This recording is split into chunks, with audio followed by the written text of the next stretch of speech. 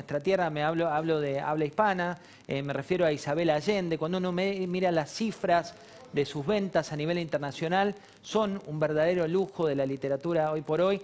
Isabel Allende, buenas noches. Aquí en Argentina, José del Río lo saluda. Buenas noches, gracias por tenerme en el programa.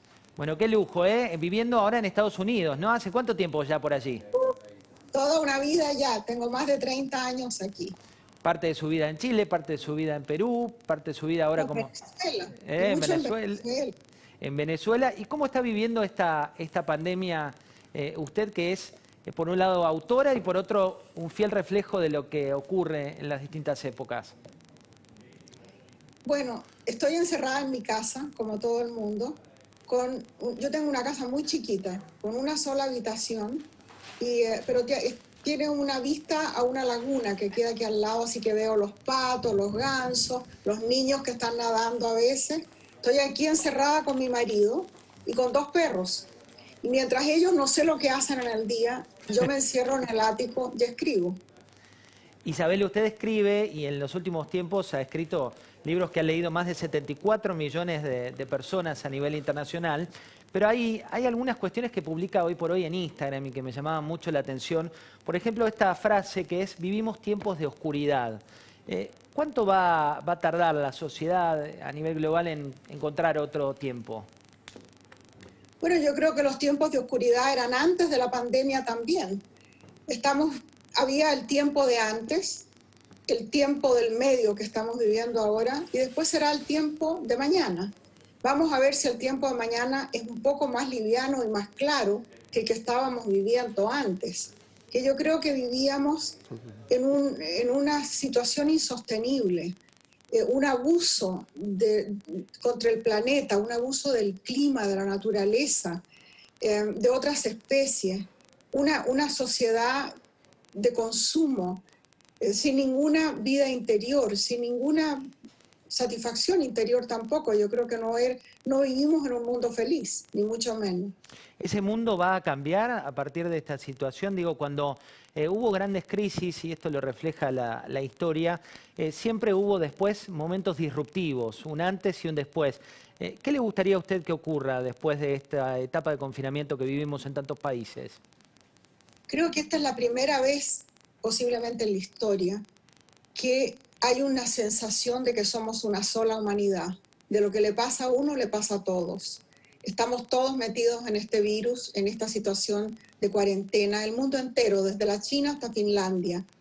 Y esa noción que tenemos ahora como una experiencia personal de que somos una sola familia en un solo planeta, puede inducirnos a imaginar y tal vez a construir un mundo muy diferente para el futuro. Ahora, hay tres teorías, digamos. La de mi hermano, que es muy pesimista, que dice que esto va a terminar en una distopia, la gente va a estar en tribus asesinándose y comiéndose unos a otros. Hay una idea también realista, y es que ha habido pandemias antes, ha habido guerras, ha habido situaciones trágicas, y después la humanidad vuelve a lo mismo, más o menos a lo mismo. Y hay gente optimista como yo, que piensa que esta es una oportunidad, una extraordinaria oportunidad de priorizar nuestras vidas, qué es lo que queremos para el futuro, qué planeta queremos, qué mundo para nosotros y los hijos.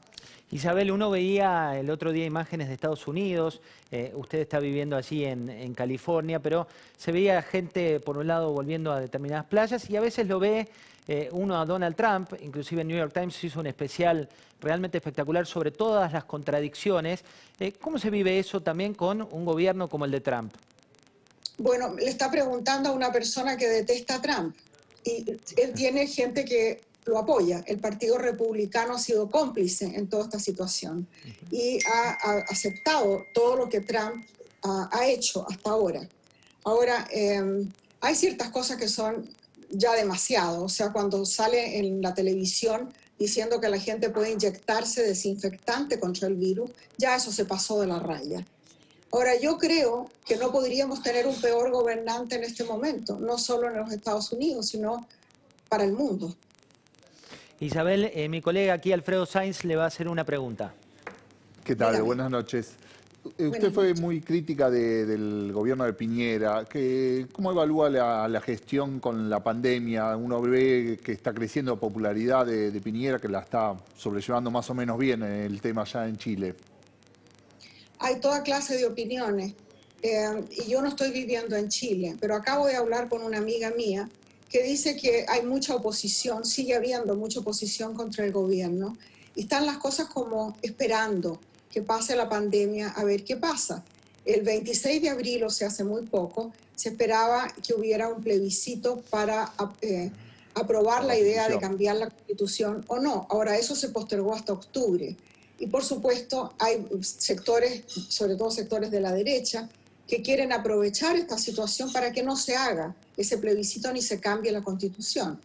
Pero yo creo que tendremos que ver cuando la gente pueda salir, a ver si las protestas van a seguir, van a volver a empezar igual como estaban antes, o si Isabel, la gente estará distraída en otra cosa. 24, Dígame. 24 libros, La Casa de los Espíritus, todos escritos en distintos contextos a nivel internacional y también a nivel histórico dentro de su vida.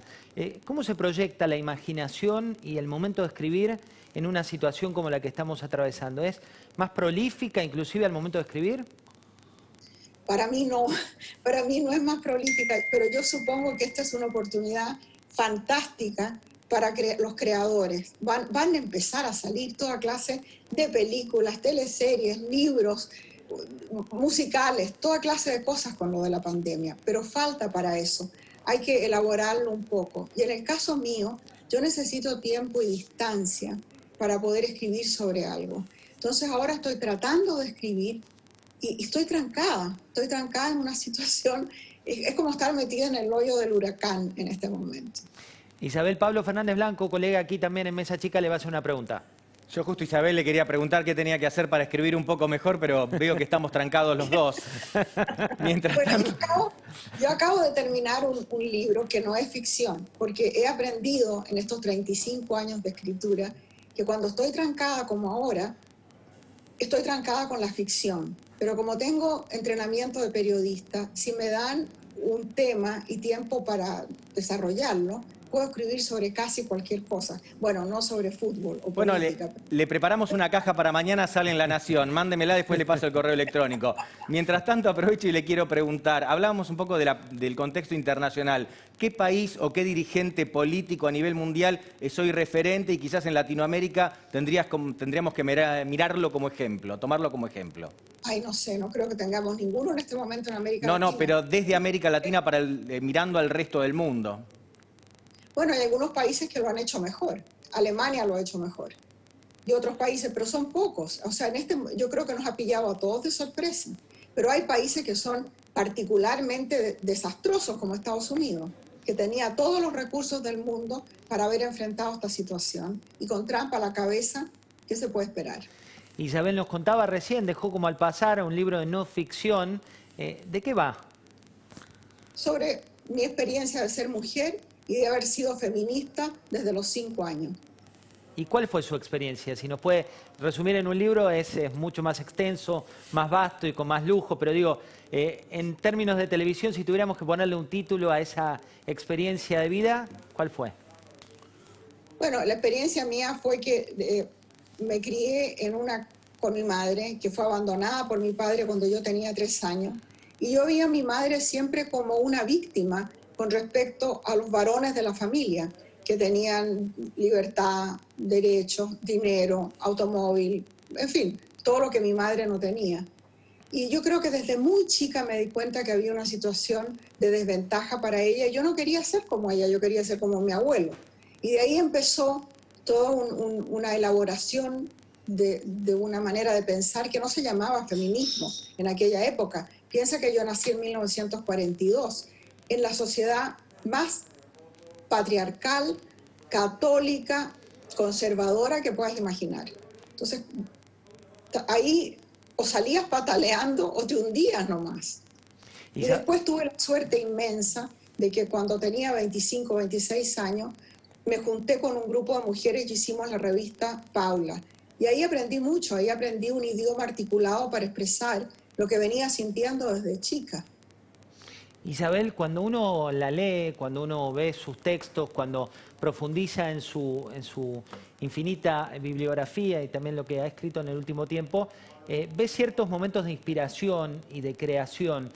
Y muchos que nos están mirando, tal vez cansados de tanto coronavirus, tal vez cansados de tanto encierro, dicen, bueno, ¿cómo se inspira Isabel Allende? ¿Qué le genera ese momento eureka para poder escribir y generar de eso una historia? Bueno, a veces la historia está en el aire y te cae como una manzana en la falda, que fue lo que me pasó con mi última novela, con Largo pétalo de mar. Es una historia que lo único que tuve que hacer fue sentarme en la máquina y escribirla, pero no había nada que inventarle. Los personajes estaban allí, la situación, el momento histórico y además el tema que está en el aire, que son los refugiados. O sea, ese es un libro que me cayó por suerte encima, pero hay otros libros que requieren años de investigación. ¿Y cuál es el momento de inspiración? A veces siento la necesidad tremenda de contar una historia sin saber por qué. Tiene que ser esa historia y ninguna otra. El ejemplo para mí más clásico para mí fue La isla bajo el mar, que es una historia sobre la revolución de los esclavos en Haití en el 1800. ¿Por qué iba a escribir yo sobre eso si no tengo ninguna referencia cultural con plantaciones, con esclavos africanos, con nada de eso?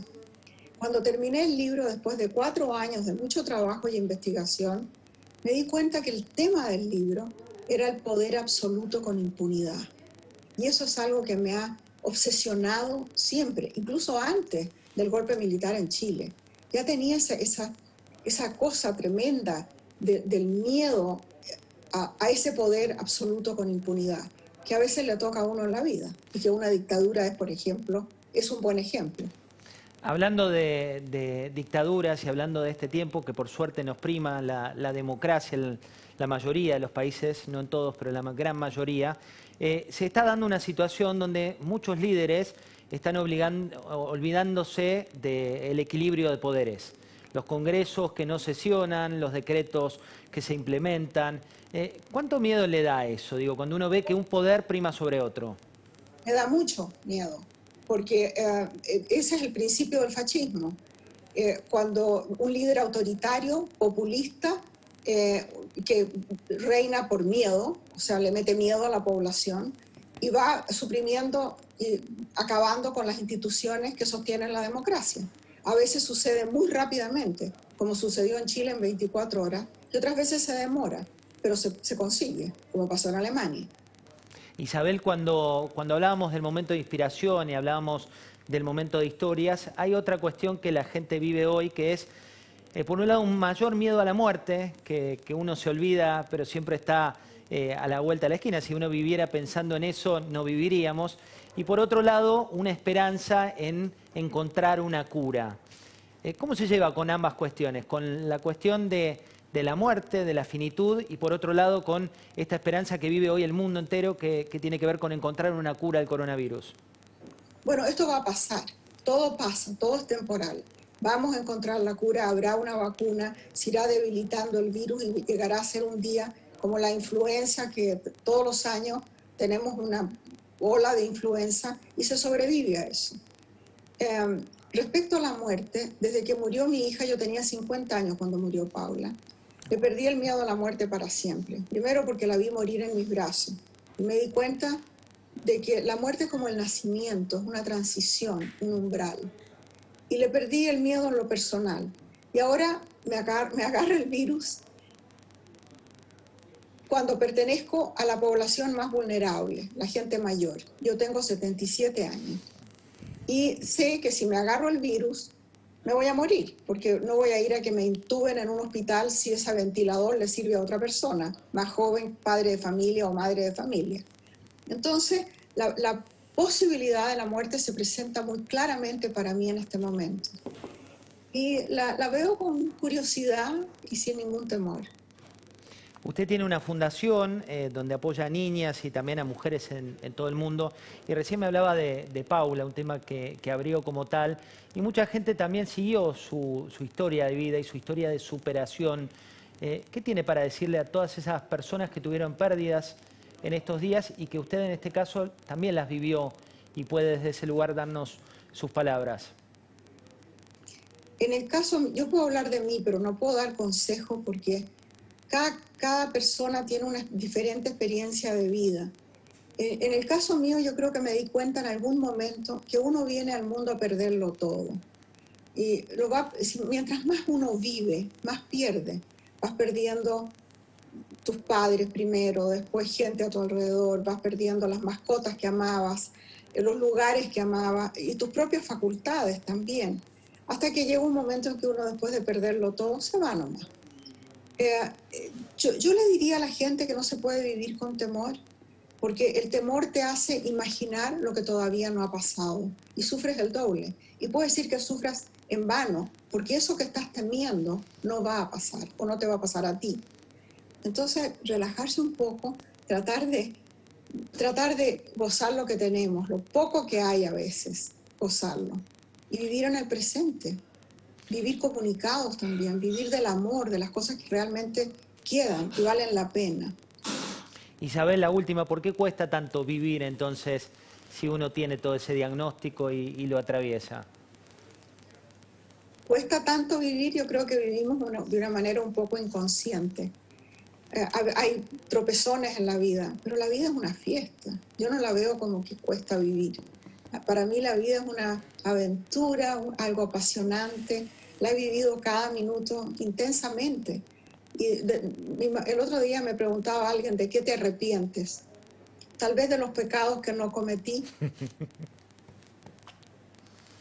Los pecados que no cometí. Con ese título nos quedamos. Isabel, un gran lujo, un placer. Gracias también a su hijo que nos ha ayudado para poder llevar adelante esta entrevista y un placer haber hablado con usted. Muchas gracias. Que les vaya bien. Isabel Allende, es 77 años, la autora que más libros vendió de habla hispana, la autora viva que más libros ha vendido de habla hispana y fíjate